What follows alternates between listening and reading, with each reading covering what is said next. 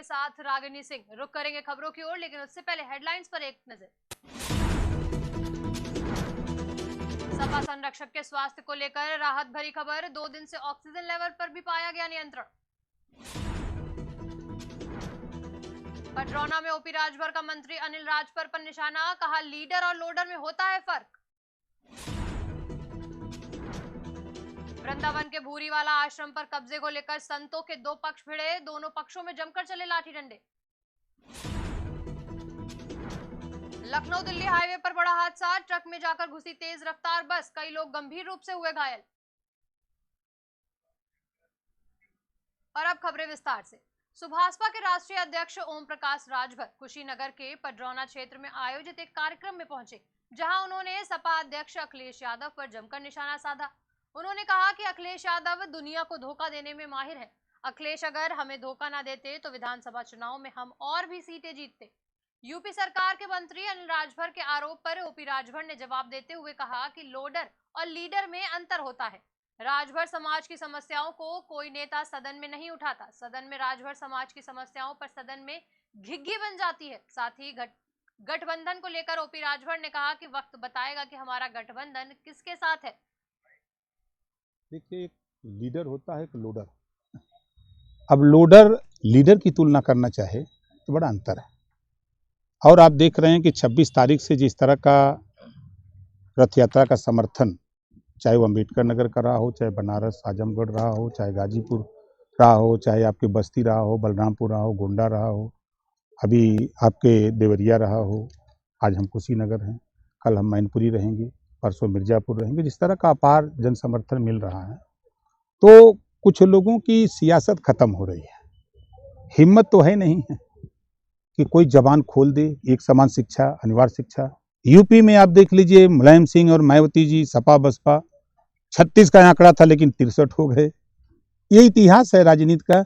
राजनीति में ना कोई किसी का दोस्त है ना दुश्मन। चुनाव आता है तो तमाम ये वृंदावन कोतवाली क्षेत्र के अंतर्गत मोती झील स्थित भूरीवाला आश्रम पर कब्जे को लेकर संतों के 2 पक्षों में भिड़ंत हो गई। दोनों ओर से जमकर लाठी डंडे चलने से एक पक्ष के अध्यक्ष स्वामी दर्शनानंद समेत करीब आधा दर्जन संत घायल हो गए। वहीं सूचना मिलते ही भारी पुलिस बल मौके पर पहुंच गया। पुलिस ने दोनों पक्षों को बमुश्किल समझा बुझाकर मामला शांत कराया और घायलों को इलाज के लिए अस्पताल में भर्ती कराया। फिलहाल मामले में दोनों पक्षों के संत आश्रम को अपना बता रहे हैं। ये प्रकाशानंद, कृष्णानंद और रामानंद जी के द्वारा ये हमला हुआ और इनके सहयोगी जनों के द्वारा। इन लोगों ने क्या दावा कर रहे हैं? ये किस तरह? ये दावा ये कर रहे हैं कि जो स्वामी भूमानंद जी की ये निजी प्रॉपर्टी है।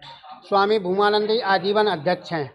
उन्होंने अपने जीते जी स्वामी दर्शनानंद को 2016 में वसीयत लिखी और कहा कि आजीवन चल अचल दोनों संपत्तियाँ हमारी दर्शनानंद के लिए होंगी और जो अध्यक्ष पद है वो आजीवन एक ही रहेगा, उसका कोई चुनाव नहीं होगा। कोषाध्यक्ष, सचिव और उपाध्यक्ष का चुनाव हो सकता है 3 साल में, पर अध्यक्ष का नहीं होगा। पर ये प्रकाशानंद जी को नहीं भाया। प्रकाशानंद जी ने कृष्णानंद के और रामानंद के कंधे पे बंदूक धर करके और ये कछु अराजक तत्व जैसे नागिंदर है, लड्डू गोपाल है, ये यहाँ के तुच्चिया, इन लोगों के द्वारा मिलकर के षड्यंत्र के द्वारा कल रामधुन रखे, रामधुन के ये दंगा प्रसाद कराया और तोड़फोड़ क्षति। आश्रम के ऊपर कब्जा करने के लिए प्रवेश करना चाह रहे थे। हम लोग उनको रोक रखा, जो आश्रम में कब्जा नहीं करने देगा, अंदर आने नहीं दिया। तो उन लोग ने प्रशासन के सामने रख करके दुर्व्यवहार करते रहे, गाली गलौज करते रहे। फिर जब हम लोग ने नहीं उनको अंदर जाने दिए तो वहीं पर आकर के आश्रम के गेट के सामने, मेन गेट के सामने बैठ करके भगवान राम राम करने लगा और पूरा रात भर वही राम राम करते रहे। हम लोग अंदर रहे, ये लोग बाहर बैठे रहे। आज से कोई 3-4 महीने पहले हमारे ये गोर भाई दर्शनानंद ने नगर निगम में एक चिट्ठी दी कि ये आश्रम मेरे नाम होना चाहिए। हमने कहा कि आपके नाम नहीं हो सकता। जे एक गुरु की संपत्ति होती है, आपके गुरु की होती तो आपके नाम हो जाता है। 4 या 3 गुरु भाइयों की है, उनकी सहमति से तो हो सकती है, पर फिर ट्रस्ट चल रहा है और ट्रस्ट इसका संचालन कर रहा है। ट्रस्ट के नाम ATG, बैंक अकाउंट, पानी का बिल, सब कुछ ट्रस्ट चला रहा था। आज से 15 दिन पहले इसने हमारे चाचा गुरु, जो इस समय वर्तमान समय में सरप्रस्त हैं पर उस समय अध्यक्ष थे, प्रकाशानंद महाराज जी, उनको भी इन्होंने डरा धमका करके आश्रम से बाहर निकाल दिया, जहाँ गन रख लिया। हमारा कोई आदमी वहीं मुजफ्फरनगर में पुलिस और बदमाशों के बीच मुठभेड़ हो गई। जानकारी के मुताबिक 3 दिन पहले बदमाशों ने एक लूट की घटना को अंजाम दिया था, जिसके बाद से पुलिस उसकी तलाश में जुटी थी। शुक्रवार रात को पुलिस को बदमाशों के सिविल लाइंस के बड़ोई मार्ग पर होने की सूचना मिली, जिसके बाद पुलिस उन्हें गिरफ्तार करने पहुंची। तो बदमाशों को गिरफ्तार करने की तो बदमाशों ने फायरिंग कर, जिसके बाद दोनों तरफ से फायरिंग शुरू हो गई, जिसमें एक बदमाश आरिफ घायल हो गया, जबकि दूसरा बदमाश भागने में सफल रहा। फिलहाल पुलिस ने पकड़े गए बदमाशों के पास से बाइक, तमंचा और 3 कारतूस बरामद किए हैं। ये आज सिविल लाइन पुलिस हमारी जो है वो शाम के समय रूटीन चेकिंग कर रही थी, जैसा कि त्यौहार है नज़दीक, उसी के मद्देनज़र।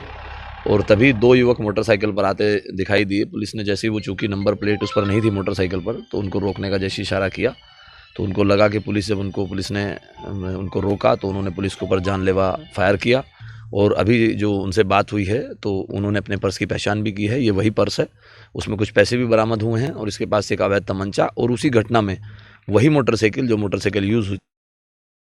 अमरोहा के गजरौला नेशनल हाईवे 9 पर शुक्रवार रात एक बड़ा हादसा हो गया। रुद्रपुर डिपो की तेज रफ्तार बस सड़क किनारे खड़े ट्रक में जा घुसी। हादसे में 2 दर्जन से ज्यादा यात्री घायल हो गए, जिसमें 4 यात्रियों की हालत अभी नाजुक बनी हुई है। मौके पर पहुंची पुलिस ने बस में फंसे यात्रियों को बाहर निकाला और उन्हें अस्पताल में भर्ती कराया। बिजनौर के नगीना तहसील में तैनात एक एसडीएम की दबंगई सामने आई। एसडीएम ने अपनी पावर का ऐसा दुरुपयोग किया कि ग्रामीणों के पैरों तले जमीन खिसक गई। तैनात एसडीएम ने 18 गांव वालों को गांव से बेघर करने का नोटिस भेजा। गांव वालों को जब नोटिस मिला तो गांव वालों ने एसडीएम से मुलाकात की और नोटिस के बारे में जानकारी की, तो एसडीएम नगीना ने बदसलूकी करते हुए गांव वालों से कहा कि आपके 18 गांव वन विभाग की लगभग 60,000 बीघा की जमीन पर अवैध रूप से कब्जा करके बसाए गए हैं, जो पूर्ण रूप से अवैध है। जिसमें एसडीएम नगीना ने 3 गांवों को नोटिस देकर जंगल झाड़ी घोषित कर दिया है और साथ ही इन तीनों को गांव को एसडीएम नगीना ने खाली कराने के आदेश भी जारी कर दिए। लेकिन जब गांव वालों ने वन विभाग से जन सूचना के तहत जवाब मांगा तो वन विभाग ने जवाब देते हुए कहा कि वन विभाग की कोई भी जमीन इन गांवों में नहीं है और ना ही वन विभाग ने यहां पर कोई वृक्षारोपण कराया है। गांव वालों ने इसका विरोध करते हुए आरोप लगाया कि आए दिन एसडीएम दलालों को गांव में भेजकर फैसला कराने के नाम पर पैसे की मांग करता है। गांव वालों ने कहा, अगर प्रशासन ने हम गांव वालों को घर से बेघर करने का काम किया तो हम गांव वाले अपने बच्चों को लेकर कहां जाएंगे, क्या खाएंगे? हम आत्महत्या करने के अलावा कोई रास्ता नहीं बचेगा। जबकि ये मामला मंडल आयुक्त मुरादाबाद के यहाँ विचाराधीन है। मुरादाबाद के थाना मुंडा पांडे के क्षेत्र में एक दलित परिवार ने गांव के ही कुछ लोगों पर बेटी के साथ छेड़छाड़ का आरोप लगाया। पीड़ित परिजनों का आरोप है कि जब उन्होंने इसका विरोध किया तो दबंगों ने उनके घर पर पथराव कर दिया, जिसकी शिकायत एसएसपी से करते हुए पीड़ित ने थाना पुलिस पर भी लापरवाही बरतने का आरोप लगाया। साथ ही पीड़ित परिवार ने उनके घर पर किए गए पथराव का वीडियो भी एसएसपी को सौंपी। घटना हमारे में अपने मोड़े पर झाड़ू लगा रही थी आज, तो कुछ लड़के मेरे साथ बदतमीजी से पेश आ रहे थे और तभी मेरे घर वाले आए मुझे बचाने के लिए, तो उन्हें भी डंडा लाठी चार हो गया और मुझे हाथ पकड़ के घर में से खींच रहे थे और फिर मेरे घर वालों ने मुझे छोड़ने की कोशिश की तो मेरे हाथ में डंडा मारा और मेरे घर वालों के लिए उन पर भी चोट आई है। मेरे घर वालों के लिए हम मुंडे थाने आए थे तो हमारे आने से पहले ही उन्होंने फैसला कर लिया और हमारे यहाँ पे सुनवाई नहीं हुई, हमारी रिपोर्ट नहीं। मेरी लड़की को ये जीना दुश्वार कर रहे हैं और मेरी लड़की सुबह सुबह झाड़ी लगा रही थी तो आपस में छेड़छाड़ी करती हैं। स्कूल का जाना भी बंद कर दिया इन्होंने, तो क्या करें, हमारा बहुत जीना खराब कर दिया इन्होंने। हमारी बेटी यहाँ रह नहीं पाएंगी क्या, और ये 3-4 अभी लोग हैं। औरैया में जिलाधिकारी और एसएसपी के निर्देश पर बड़ी कार्रवाई की गई। जानकारी के मुताबिक सदर कोतवाली क्षेत्र के पछैया बस्ती में आबकारी विभाग और पुलिस की संयुक्त टीम ने छापेमारी की, जिससे पूरी बस्ती में हड़कंप मच गया। इस दौरान आबकारी विभाग की टीम ने मौके से 600 किलो लहन को नष्ट किया, जिसके बाद पुलिस आगे की कार्रवाई में जुट गई। मैनपुरी के घिरोड़ थाना इलाके की एक महिला की पिटाई का वीडियो वायरल हो रहा है। वीडियो में पुरुष और 3 महिलाएं मिलकर एक महिला की पिटाई करते दिखाई दे रही हैं। जानकारी के मुताबिक पीड़ित महिला का पति शराब का आदी है और दबंग महिला के पति से जमीन का बेनामा करा चुके हैं। जिसके बाद पीड़ित महिला को अपने पति से झगड़ा हुआ था, तो बाद में दबंगों ने महिला की पिटाई कर दी। दबंगों से मार खाती महिला बचाव के लिए चिल्लाती रही, लेकिन किसी ने उसकी मदद नहीं की। फिलहाल पुलिस ने आरोपियों के खिलाफ मामला दर्ज कर लिया है। ऐसा है मेरे पति दारू पियत हैगे, तो इनने पहले जमीन इनने लिखवाई ली, फिर ये दारू की बात है घर में जिन मारपीट जब मेरी जमीन लिखवाई ली, हम पैसा मांगा तो ये लोग मार पीटत है। लखीमपुर खीरी के गोला गोरखनाथ विधानसभा उपचुनाव को लेकर समाजवादी पार्टी ने अपना प्रत्याशी घोषित कर दिया है। समाजवादी पार्टी ने गोला गोकर्णनाथ सीट से विनय तिवारी को अपना प्रत्याशी घोषित किया, जबकि बीजेपी ने दिवंगत अरविंद गिरी के बेटे अमन गिरी पर भरोसा जताया है। आपको बता दें कि इस सीट से बीजेपी के अरविंद गिरी विधायक थे, जिनकी हाल ही में हार्ट अटैक से मौत हो गई थी। फिलहाल इस बुलेटिन में इतना ही। आप देखते रहिए आज की खबर।